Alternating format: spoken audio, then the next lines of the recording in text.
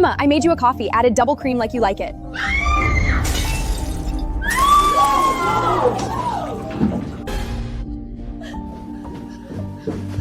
Emma Carter, what the hell is wrong with you? Why did you push Luke let Olivia, the law firm-sponsored intern, get him to sign divorce papers without Emma Carter's knowledge. It's just a piece of paper. It wasn't actually submitted. Olivia was stressed out that day, and I just wanted to help her out. Now that she's calmed down, you can just tear it up. Her stress doesn't let her joke about our marriage. That paper has legal weight. I can hold her accountable for meddling. I told you I asked her to prepare it. Blame me. Go after me if you dare. If you keep this up, Emma Carter, I'll have to rethink our relationship. Luke knew Emma couldn't live without him. He always threatened divorce and fights. Their marriage was peaceful until Olivia arrived. Then they fought non-stop over her. Luke was sure Emma would back down this time, just like she always had. But this time, Emma didn't yield. She just watched Luke scold her impatiently while texting Olivia with a smile, and felt their years together meant nothing. She sat silently, no intention of apologizing. When Emma didn't cave, Luke clicked his tongue, grabbed his phone, and left the meeting room.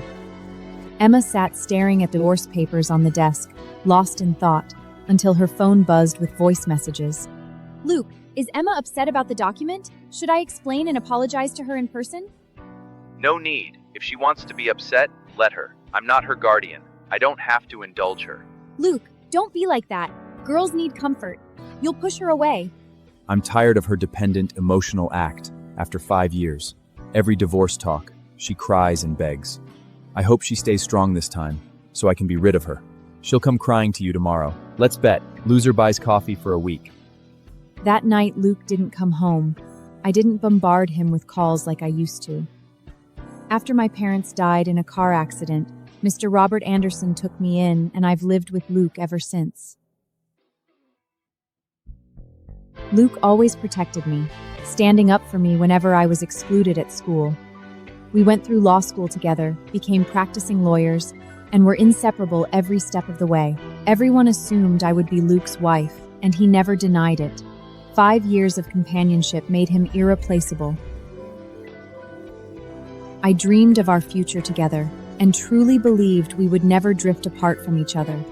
Our peaceful life changed when Olivia and her father Jack, sponsored by the firm, arrived. Olivia came to the Anderson family a year ago, her father Jack a compulsive gambler owing huge debts. Robert paid off Jack's debts, gave Olivia an internship, and arranged an apartment for them. Luke and I sympathized with Olivia, helped her adjust to work, and got along well at first. Have you made any progress with young Master Luke? Yes, Luke takes good care of me, but he's always surrounded by that Emma Carter. I can't separate them just yet, no matter how hard I've tried these days. You need to hurry up then. The Anderson family is well known in New York. Once you're with young Master Luke, we'll be set for life. No more hiding from debt collectors. Don't worry, Dad. I'll definitely get Luke, no matter what it takes.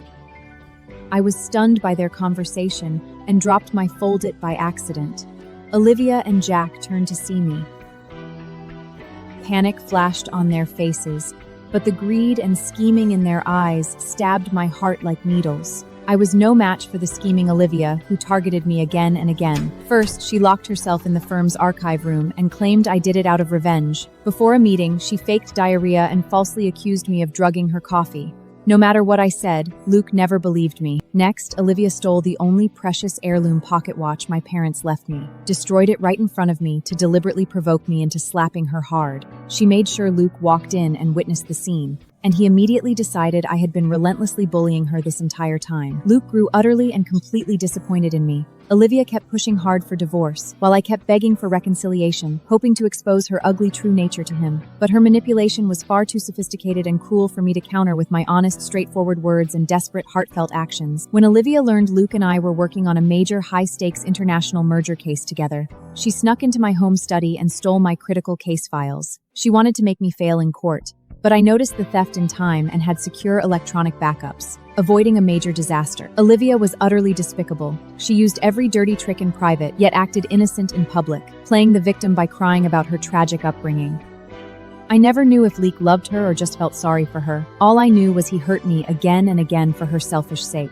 I humiliated myself repeatedly, begging him for reconciliation, far too attached to our precious 5-year relationship to ever let go. For 5 years, Luke had my guiding light, the one pro-tip who took care of me. I couldn't imagine life without him. Every time he threatened divorce, I apologized and backed down. But when I heard Luke's cold, annoyed, indifferent tone in the voice messages Olivia sent me, I finally woke up completely from my years of delusion. I realized Luke didn't disbelieve me because Olivia was clever. He was just tired of me and had long wanted to get rid of me entirely. If that's what he truly wants with all his heart, so be it. I won't apologize anymore, and I won't beg for his love or attention ever again. I will not tear up the divorce papers Olivia had him prepare for us, and I will face whatever comes next with my head held high. I didn't tear up the divorce papers Luke had signed. I calmly signed my name, submitted my resignation, and dialed Ian Black. Ian, I've made up my mind. I accept your offer to join your firm as a partner. A wise decision. We'll offer you a competitive salary, full relocation assistance, and a generous signing bonus for your qualifications. After signing the resignation papers, I finally felt a huge weight lift off my chest and slept soundly through the entire night. I no longer stayed up waiting for Luke to come home, and I never sent a single text asking where he was or what he was doing. I didn't tear up the divorce papers Luke had signed. Instead, I calmly signed my name and submitted my resignation. Ian, I've made up my mind. I accept your offer to join as a partner. Once I signed my resignation documents, I finally felt at ease and lay down to rest. The next morning, I scrolled through Olivia's social media posts. When I entered conference room 3, I saw a few partners already seated. Olivia suddenly stood up, holding a freshly brewed cup of coffee. Emma, I made you a coffee, added double cream like you like it.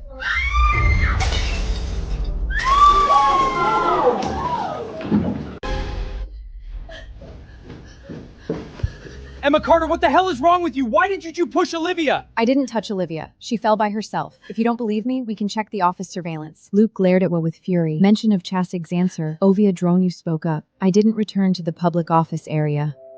I stayed quietly on the partner floor, sorting through my things. Mrs. Carter, Mr. Luke would like you to go to conference room 3. I didn't go to Luke's office. Instead, I went to a nearby clinic to treat the burns. My phone buzzed. It was a call from my friend Lillian. Hello? Emma, did you and Luke fight again? He said that they hammed house with Olivia. He posted on social media asking for 1,000 breakup happy gifts to get a divorce. He's already got 999. I opened Luke's social media and saw the glaring divorce announcement. I thought back to a night a year ago. When we hit our 5-year anniversary, I'll book the outdoor cinema in Central Park, and we'll watch your favorite movie, Casablanca. I stared at the photo for a long time, then scrolled down to the virtual gift icon and gently tapped it. The 999 changed to 1,000. Instead of the sharp pain I had expected, I felt an odd sense of relief, as if I had finally let go of a burden I'd been carrying for far too long. The group of friends gathered around, staring at the screen with the gift count at 1,000. The atmosphere immediately became awkward. Luke, don't be mad. Emma might have just acted on impulse. Impulse? She's clearly trying to provoke me. He decided to ignore her for a while longer, let her see how hard life was without him. When she can't take it anymore, she'll come crawling back. The next few days, Luke took Olivia to the ski resort in Vermont. Emma saw every single photo. She didn't react at all. She just liked each one with a single tap. After I liked the post, I left a rare comment. Congratulations. Within 5 minutes, Olivia deleted all the ski-related posts. Soon after, my phone rang. It was Mike, Luke's business partner. Mike, Luke and I are already divorced. I have the signed divorce agreement. Do you want me to send it to you? The next day at noon, I left the apartment I had lived in for 5 years, dragging 2 suitcases behind me.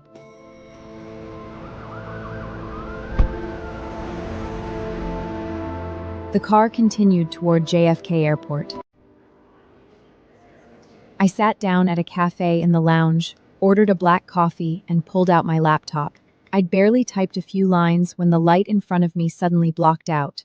Olivia stood at my table, her face a mix of smugness and pity. Emma, what a coincidence. Are you here to pick up Luke? He told me he's completely over you. Taking care of you was just because of his father's request. Don't you get it? I'm not here to pick him up. I'm going to New York. The reason he always sides with me isn't because he's clueless about my tactics, it's because he's already made a choice. He's chosen me. I stood up and raised my hand. A sharp slap rang out, landing solidly across Olivia's face. This slap is for my parents. As for you and Luke, trash belongs in the trash can. I wish you both a lifetime of happiness, but please, stay away from ruining other people's lives. Luke waited at the VIP exit at the airport, looking out for Emma, but she never showed up. Where is she? He tried calling, first getting a busy signal, and then it went straight to voicemail. She not only cursed me out, she hit me! She hit me! Trash belongs in the trash can. I wish you both a lifetime of happiness, but please, stay away from ruining others. Luke's face turned ashen. He recognized Emma's voice, and he could hear the finality and disgust in her words. Without warning, he spun around and kicked over the giant decorative cake.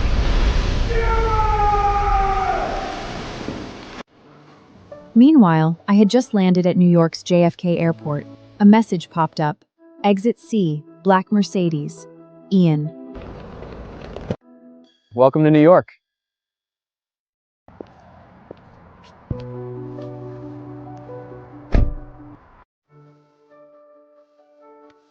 Call me Ian. We're partners now.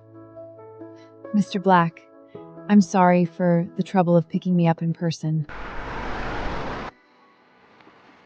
You deserve it, Emma.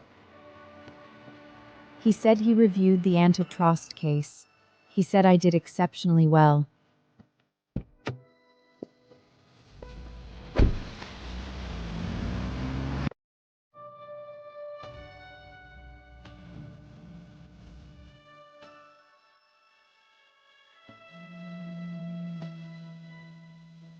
I stared at the screen. I knew this call was a ghost from a life I'd buried. Emma, Luke's party isn't over. Everyone's waiting. Luke, remember that instructor we had when we went skiing in Vermont? He said my form had a lot of potential.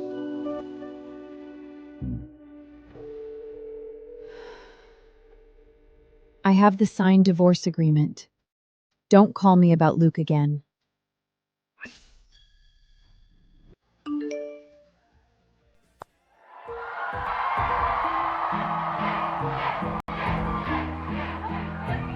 And then I saw it. The reason I should care, and the reason I didn't. All right, folks, King's Game. The usual rule. Ace picks the challenge. Mike was trying to fix it. But some things can't be fixed with a parlor trick. Whoever gets the Ace of Hearts, or King of Diamonds, you'll do a close kiss, and it has to last 30 seconds. Start the timer. Start the timer! Jack of Spades. Safe. Or so he thought. Whoops! My mistake. Luke, yours is the King of Diamonds. King's orders can't be ignored. When exes break up, it's like they've died to each other.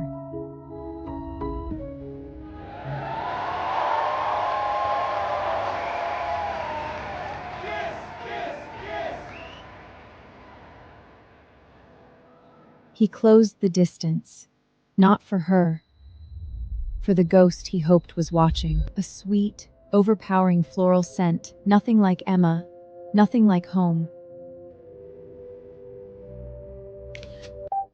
I'll send it to Emma. She won't be able to sit still.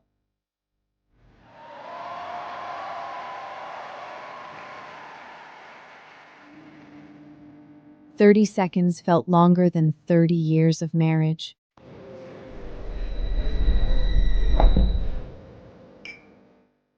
She really wasn't coming. She really...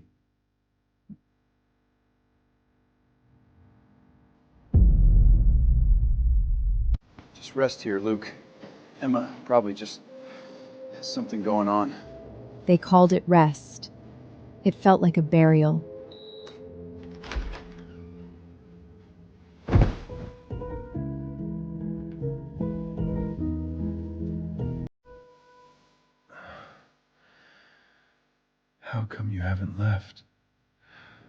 I'm worried about you. A soft hand, a gentle voice, a viper in silk. Luke woke with a mind full of broken glass and a body he didn't recognize. The warmth beside him felt wrong, poisonless. It was of liquor and something sweeter, more sinister. Cheating is my bottom line, Luke. It's over. No. She played the victim with practiced ease. You forced yourself on me, Luke. But Luke wasn't listening to her tears. He was listening to the echo of a warning he should have heeded. You bitch!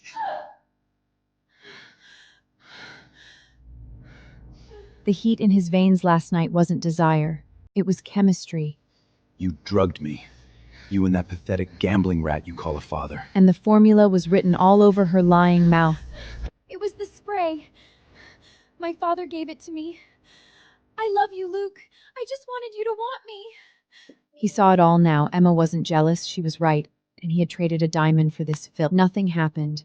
That was the lie he had to live with. But the truth.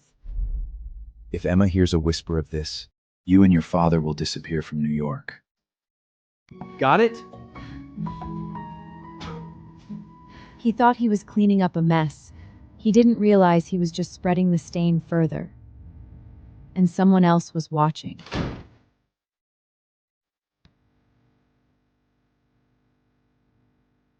The man in the mirror was estranged, covered in a filth that no shower could ever wash away.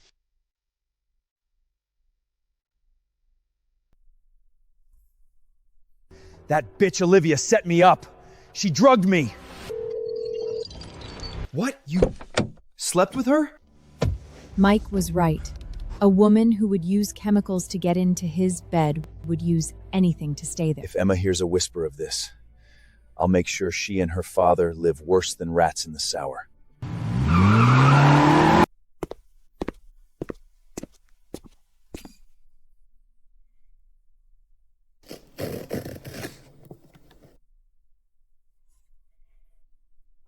Miss Carter said you would want these back.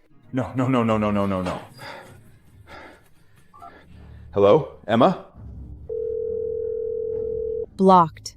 Just like that. No. The woman who once answered before the first ring had built a wall out of silence. Luke, we're divorced. Where I am is none of your business. 5 years of marriage, shattered by a single reckless bet. Now, Luke Miller's world is about to burn to the ground. Emma? I didn't submit that agreement to the court. I don't agree with the divorce.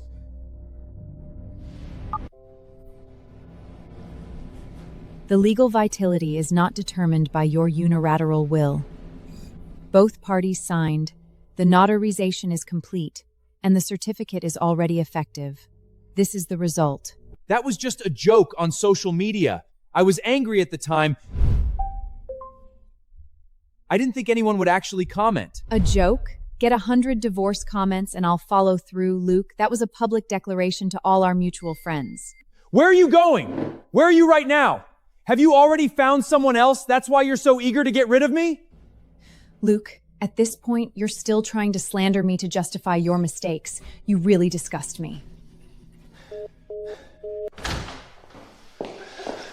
The Anderson family's pristine Long Island estate, once a symbol of wealth and power, is about to become the stage for a vicious extortion plot. Where's that bastard Luke Anderson? Jack, breaking and entering is illegal. Illegal? Look at what you did! Rape! This is rape! The evidence is irrefutable. You either settle privately, pay $5 million, sign a confidential agreement, or I'll report it to the police and the media. The heir to Anderson law firm rapes a poor intern? This news will be explosive, don't you think? Extortion? Jack, do you really think your tricks will intimidate me? I need time to raise the money. Have the police waiting. No negotiation. Luke bought 24 hours. Robert used every minute. The evidence was indisputable. The extortion plot was over. The mess was cleaned up. But none of it mattered. There was only one thing on Luke's mind. I have to see her. I have to beg for her forgiveness.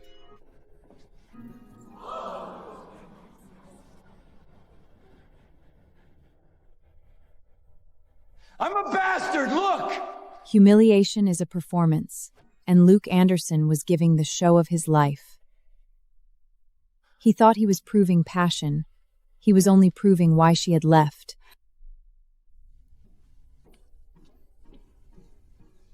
Enough!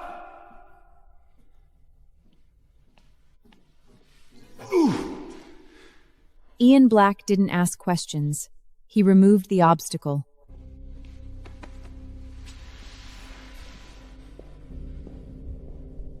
Disgusting. And just like that, the past was physically removed from the premises. All that remained was the echo. The chaos of the day had faded. For the first time in a long time, Emma was no longer running from her past. She was finally building her future. I saw your light still on. Dinner time has passed. Don't ruin your stomach just because you're young.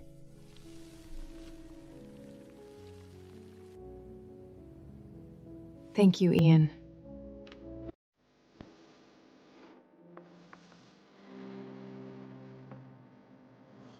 Even if you're not hungry, you should eat. Ian. The sushi is from that place downstairs you mentioned liking. Over the past 6 months, your performance at the firm has exceeded expectations.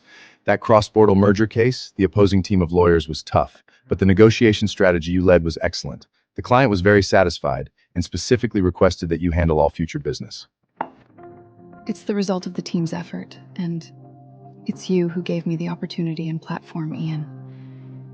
Without your invitation back then, I might still be.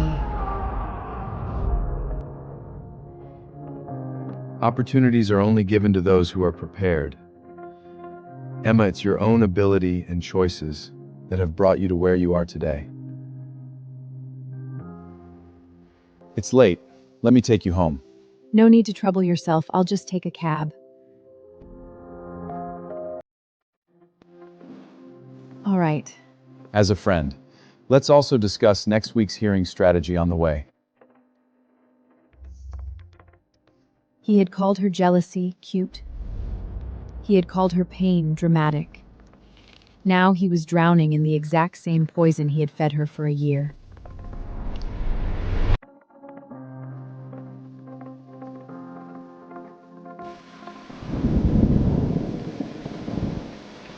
A 1,000 words typed into the void. 1,000 words she would never read.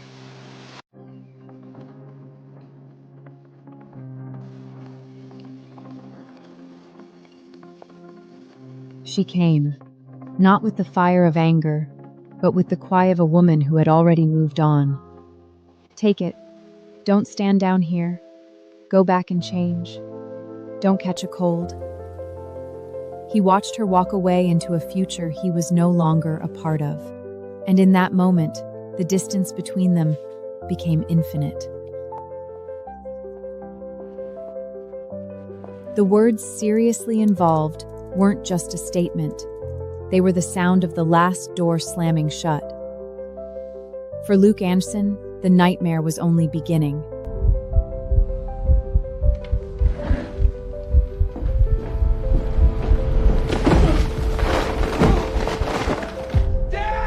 Pressure doesn't just bend steel, it bursts the strongest vessels. License, car, home. He sold the pieces of his past to pay for a future that had already canceled him. Emma Carter, will you let me spend my life making you as happy as you make everyone in that courtroom? She stood at the peak cherished. He stood in the cold, forgotten. That ring, it was the life he had thrown away.